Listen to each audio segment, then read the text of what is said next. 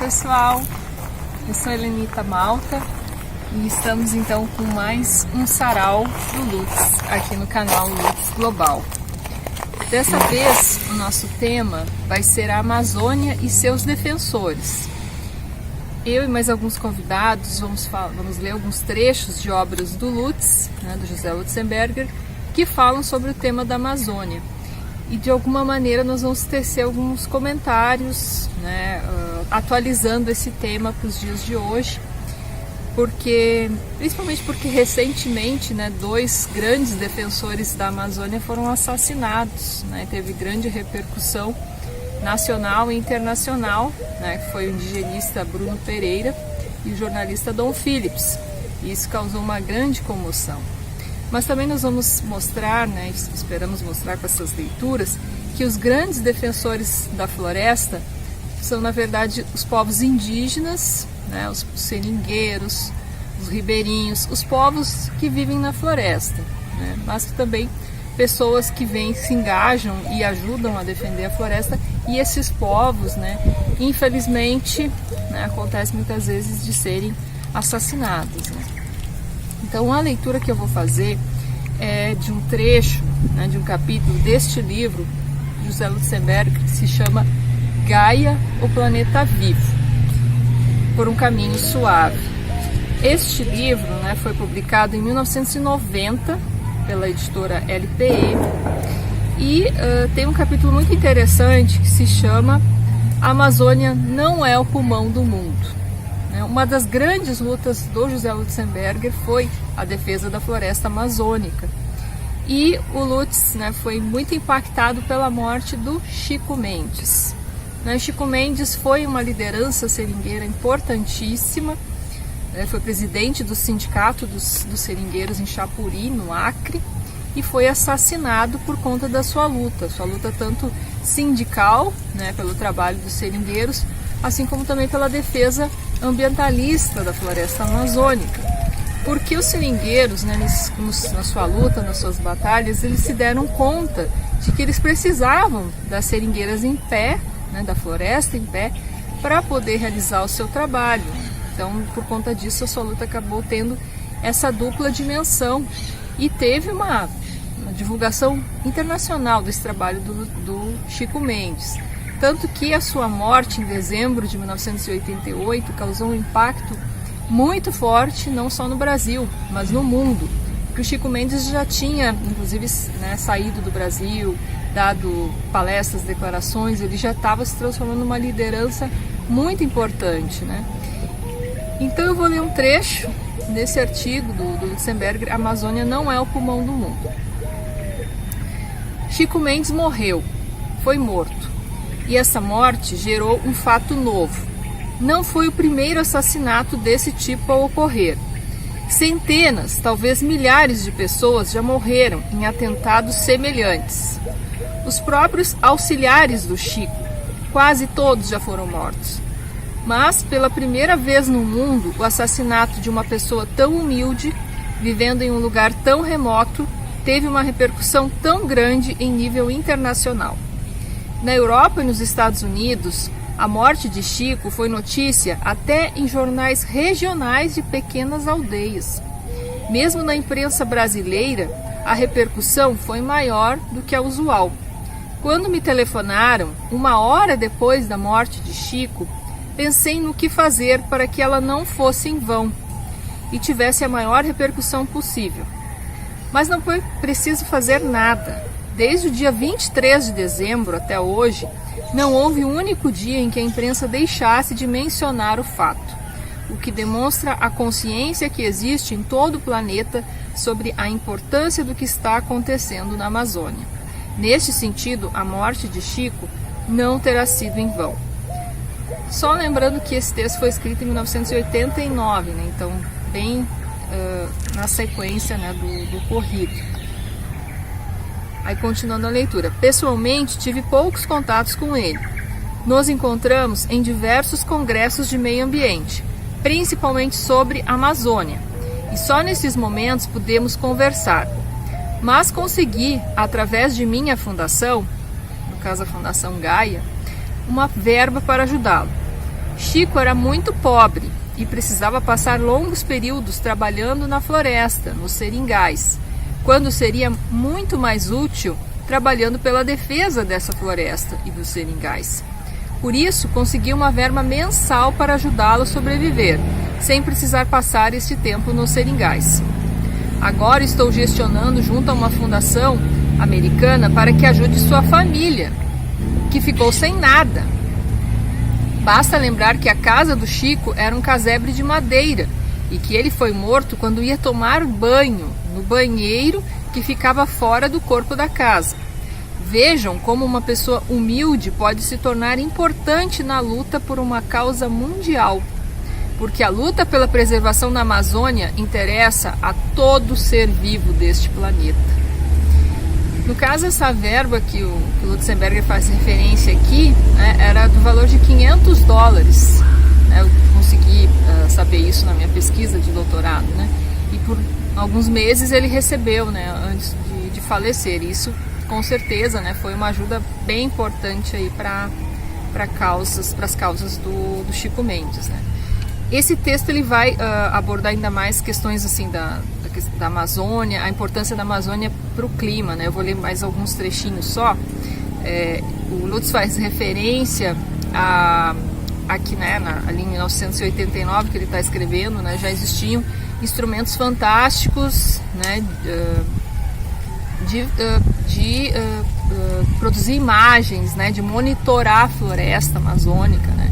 Então ele cita, por exemplo, o INPE, né, Instituto Nacional de Pesquisas Espaciais, em São José dos Campos, né, ou mesmo a NASA, né, por meio dos computadores da época, enfim, já tinham, né, condições de ver imagens do planeta como um todo, da Amazônia, né, ver como que se dava o deslocamento das massas, dos ventos, né, as massas de nuvens. E aí esses equipamentos mais modernos já estavam permitindo que os cientistas, né, entendessem que a Amazônia não é o pulmão do mundo, né? Essa imagem de que o oxigênio seria, né, produzido principalmente pelas árvores, e aí a Amazônia como uma grande floresta contribuiria, né, isso já caiu por terra em função, né, de que se sabe que os oceanos, na verdade, que produzem a maior parte do nosso oxigênio. E na verdade a Amazônia é importantíssima, mas muito mais pela regulação climática, né, que ela possibilita. Então o Lutz vai dizendo aqui, nosso clima, né, no sul depende muito da Amazônia. Então nessas imagens se vê quanto o clima da Europa, da Sibéria e aqui da América do Sul depende em grande parte da Amazônia. Desde que temos essa visão global do planeta, ficou bem clara a importância da Amazônia e de todas as outras florestas equatoriais úmidas que ainda restam para a regulagem do clima mundial, ao mesmo tempo que fica cada vez mais clara a fragilidade do processo todo. E ele faz todas essas reflexões sempre pensando, né, na teoria de Gaia, que vê o planeta todo, né, como todo interconectado, né, como um ser vivo quase, enfim, como é formulado aí pelo James Lovelock e Lynn Margulis, né. Já mais para o final, né, ele vai citando alguns exemplos, né, que ele mostra a evidência dessas interconexões, a importância de se ver o planeta como um todo, né. Então ele vai dizer no final, não adianta dizer como querem nossos governantes e principalmente nossos militares que aquilo que fazemos na Amazônia não interessa a ninguém, só a nós, no caso brasileiros, né. Interessa sim e interessa a todo mundo. A Amazônia não é só nossa, é do planeta inteiro, um órgão vital do ser vivo chamado Gaia, que é a Terra. Não podemos continuar destruindo a Amazônia. É preciso parar. É preciso repensar conceitos. Mesmo porque, até sob o ponto de vista meramente econômico, aquilo é uma pilhagem. Então, é importante, né, colocar essa questão de que a Amazônia, ela como um tema mundial, ela vem desde os anos 1970, né, sendo pensada não só mais como um problema do Brasil, mas também como um problema do mundo, né, um problema global, em função principalmente dessa questão do clima, né. E aí eu já vou passar para o final, então, com uma mensagem do Lutz, né. Estamos destruindo a vida do planeta para enriquecer meia dúzia de pessoas. O que está acontecendo na Amazônia é uma guerra de pilhagem. Chico Mendes, como uma das pessoas que viviam integradas à floresta, lutou nesta guerra. Lutou contra a destruição. Foi um soldado da vida. O mínimo que podemos fazer em respeito à sua memória é nos integrarmos todos à sua luta.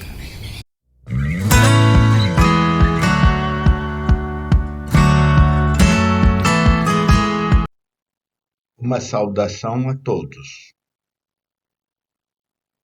A doutora, professora Helenita Malta, me pede que aborde um tema para um sarau da minha relação com Lutzenberger.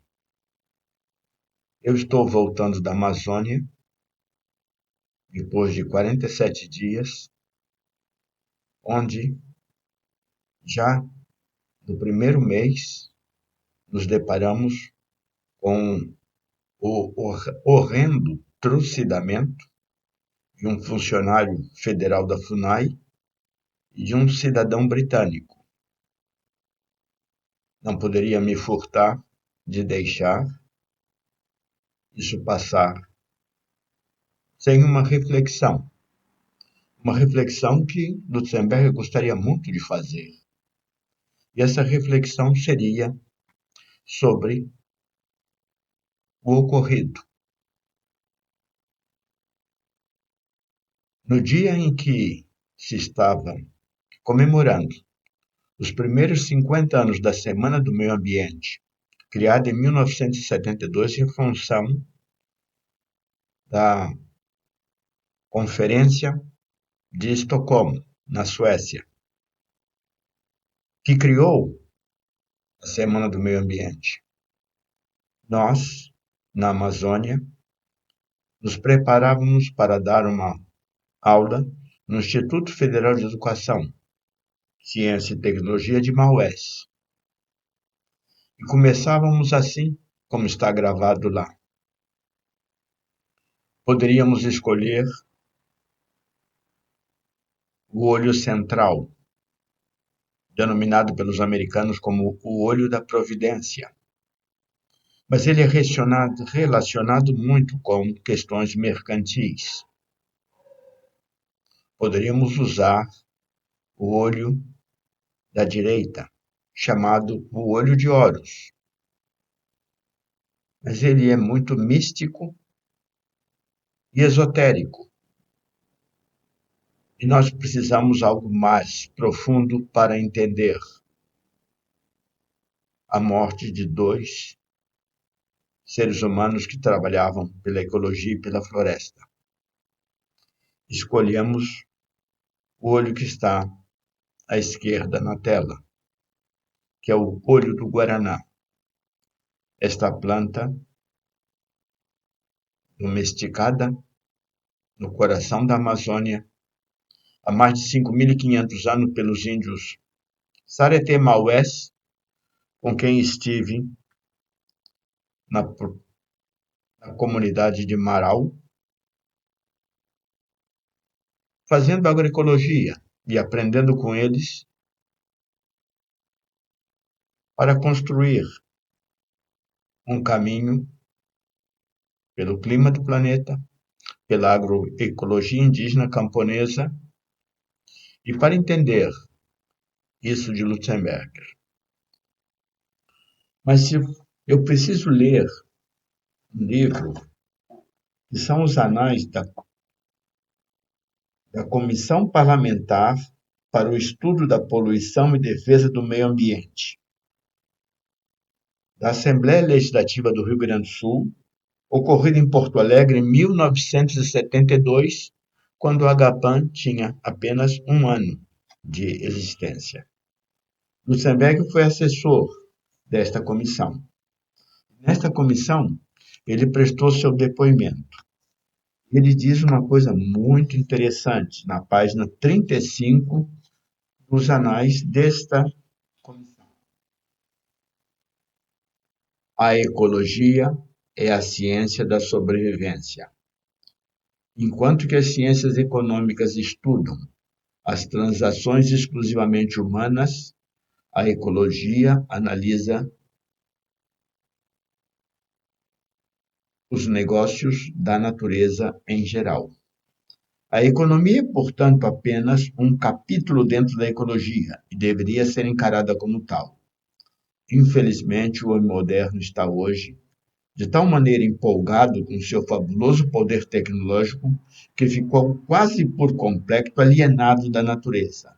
Não quer ver que é apenas um ator em uma infinidade de outros, dentro da fantástica sinfonia da evolução orgânica que lhe deu origem, e sem continuação da qual não pode sobreviver. O homem moderno gosta de pensar que está fora do jogo, que é dono de tudo, e todos os demais seres só têm sentido em função de sua utilidade imediata para ele. A Amazônia, digo eu agora, ao encerrar esse pequeno trecho, está em um grande perigo.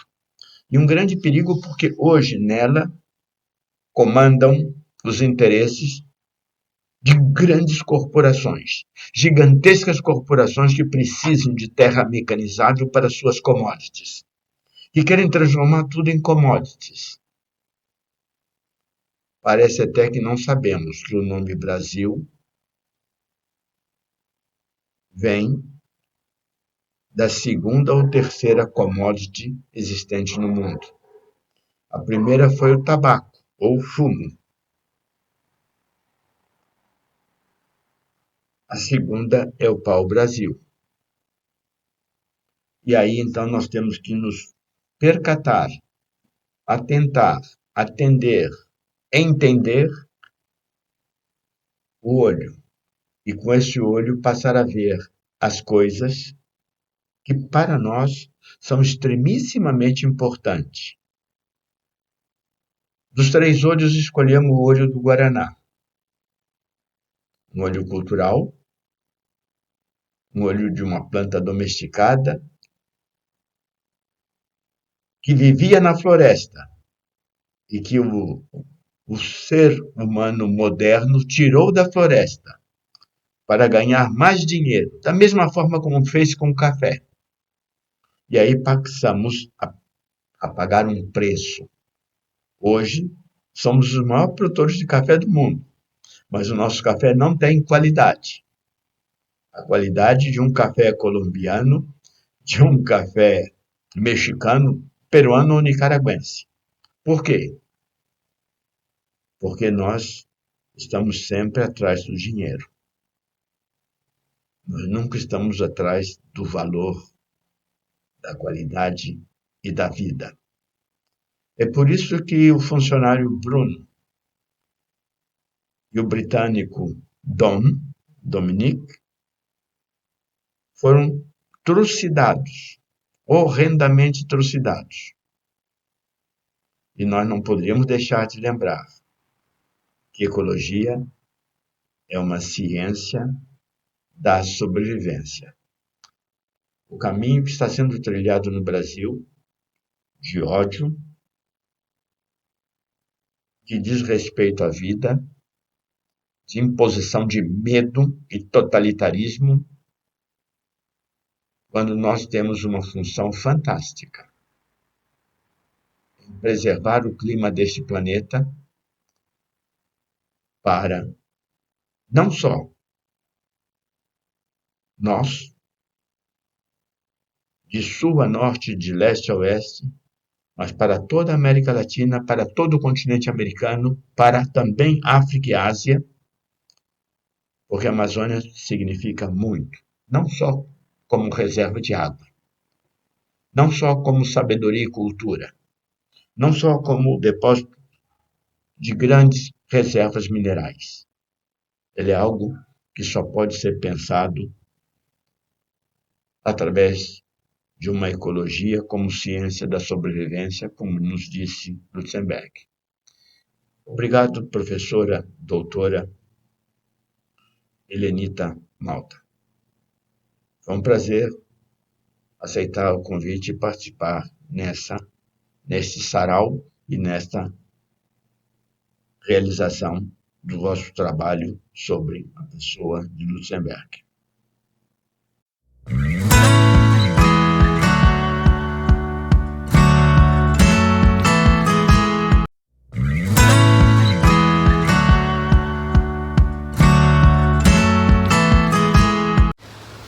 meu nome é Sara, eu sou parte da equipe do Lutz Global e eu vou ler para vocês um trecho do discurso que o Lutz deu em 1982 na Conferência Estocolmo +10, em Nairobi, no Quênia.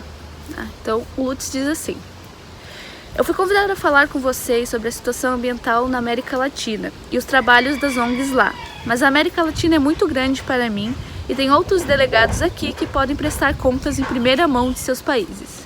Não tentarei dar uma visão geral da situação no meu país, Brasil, mas irei concentrar-me em um problema que preocupa a todos nós: a demolição sistemática da floresta tropical na Amazônia.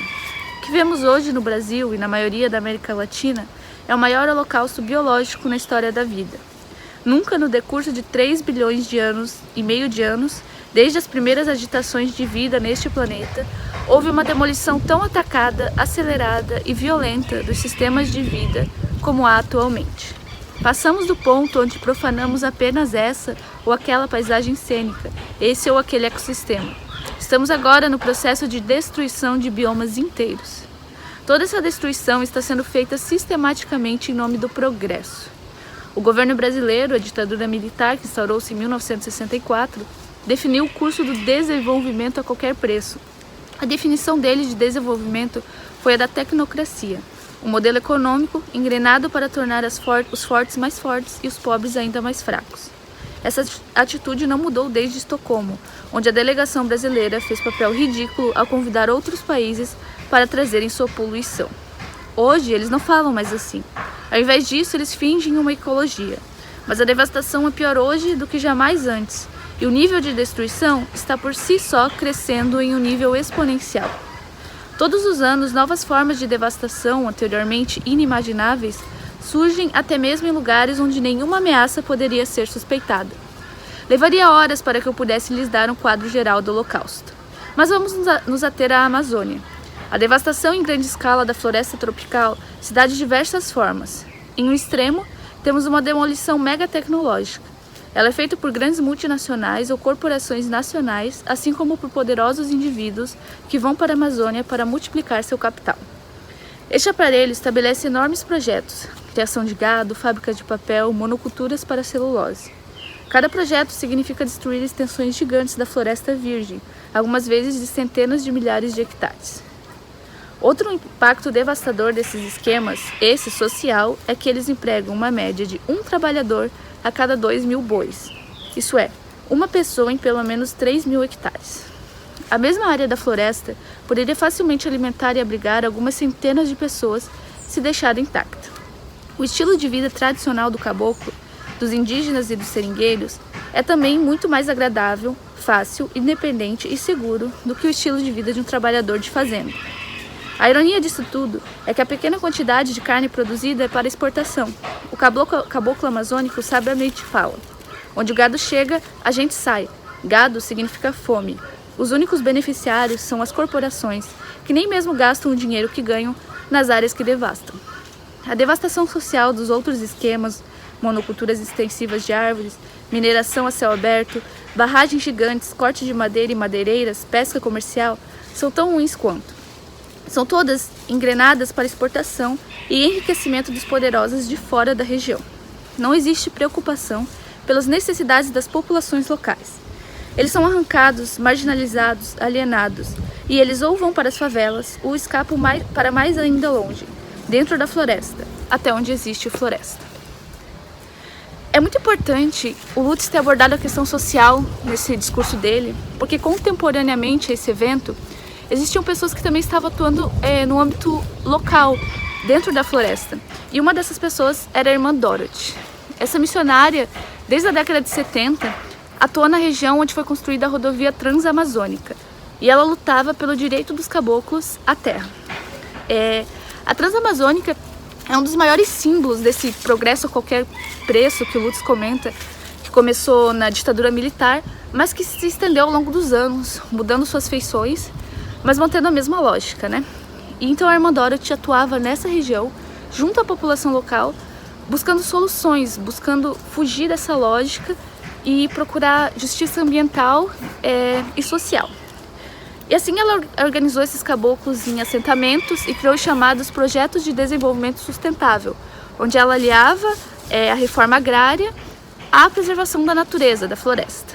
Mas é claro que num país como o Brasil, essa atuação de justiça agrária, de preservação da floresta, resultou para ela em vários inimigos. E infelizmente, em 2005, a irmã Dorothy foi vítima de uma emboscada organizada por madeireiros e pecuaristas, e ela morreu aos 75 anos com 6 tiros. Ela deixou um legado muito importante, um modelo de luta, de atuação, que infelizmente foi podado por um crime que é tão recorrentemente destinado aos ambientalistas no nosso país.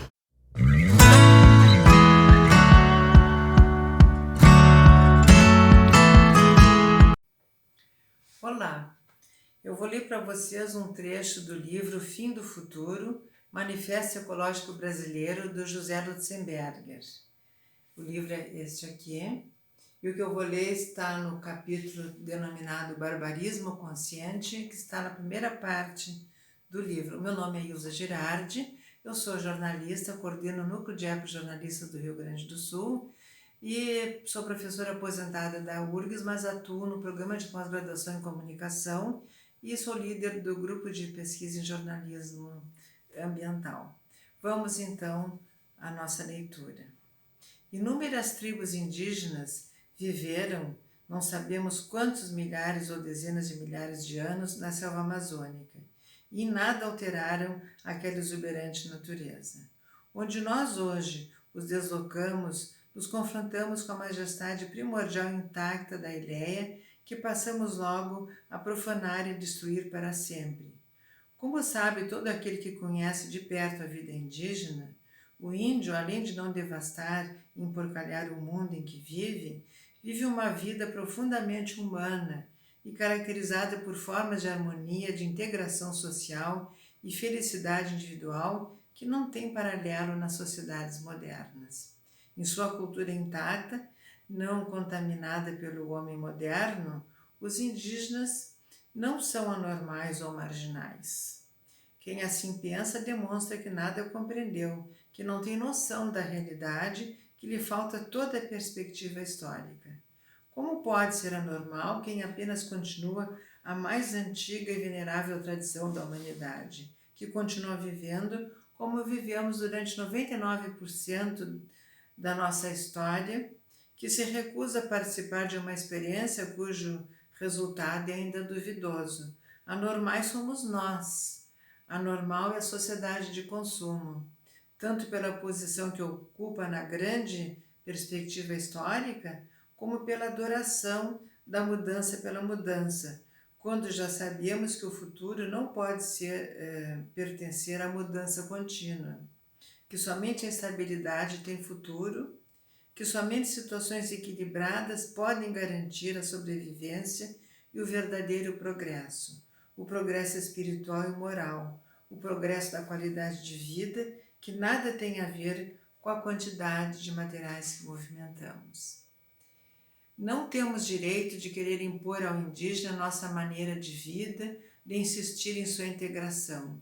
A única proteção que o indígena necessita é o respeito a seus direitos como ser humano, como cultura autônoma, como nação. O que devemos proporcionar-lhe é abrigo das agressões ou da cobiça do homem civilizado que quer despojá-lo de suas terras. O índio absolutamente nada tem a ganhar com o nosso progresso, a não ser o desastre. Impondo-lhe nossa civilização, somente trazemos o aniquilamento cultural e físico. Vejam só que atualidade é esse texto, né? Hoje, os índios estão na luta, né, pela demarcação, né, não a demarcação das terras indígenas. Eles têm o direito a permanecer nas terras onde viveram seus ancestrais, nas terras onde eles vivem agora e que já viveram, que sempre viveram e que vivem agora, né? e eles estão sendo atualmente muito maltratados, estão sendo aniquilados, atacados constantemente. É como se nós tivéssemos no país uma política pública voltada para a destruição dos povos indígenas. E quem mais deveria protegê-los é quem mais os ataca. O governo federal, né, o presidente da República, tem o dever constitucional de proteger os indígenas. E não é isso que nós vemos. Eles são atacados pelos grileiros, pelos garimpeiros, pelo agronegócio e até por traficantes. Essa situação não pode continuar do jeito que está, porque é muito sofrimento, é muita desumanidade nós convivermos com esse sofrimento cotidiano dos povos indígenas, os Yanomamis, os Urueu-Auau e tantos outros, né, com os ataques permanentes. É hora da gente dar um basta nisso tudo, que nós nos unamos, né, a luta dos povos indígenas, porque também é uma luta nossa. Se nós formos cidadãos, pessoas dignas, pessoas corretas, a luta indígena é uma luta nossa. E nós precisamos lutar junto com eles para mudanças. E é possível nós mudarmos logo a situação desse país. É um futuro que a gente tem que estar bem ali, bem próximo. E se a gente pensar e refletir sobre essas palavras do Lutzenberger, que foram escritas em 76 e que hoje, em 1922, são de uma atualidade impressionante, se a gente refletir e se essas reflexões gerarem mudanças, e se a gente conseguir passar essas palavras para outras pessoas, nós podemos mudar esse país. Eu acredito nisso. Muito obrigada.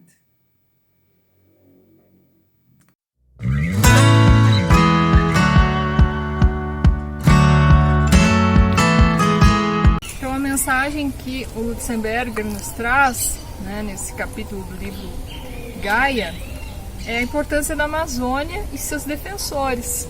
No caso aqui ele está falando do Chico Mendes.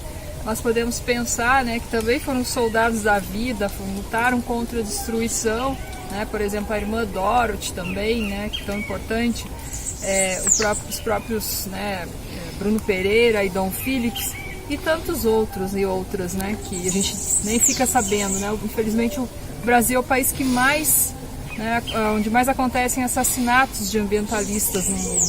Então, essa mensagem é muito importante, né, precisamos cuidar da Amazônia, porque ela é importante para o clima, né, para manter a biodiversidade em âmbito global. Ela não interessa só ao Brasil, né, interessa ao mundo inteiro.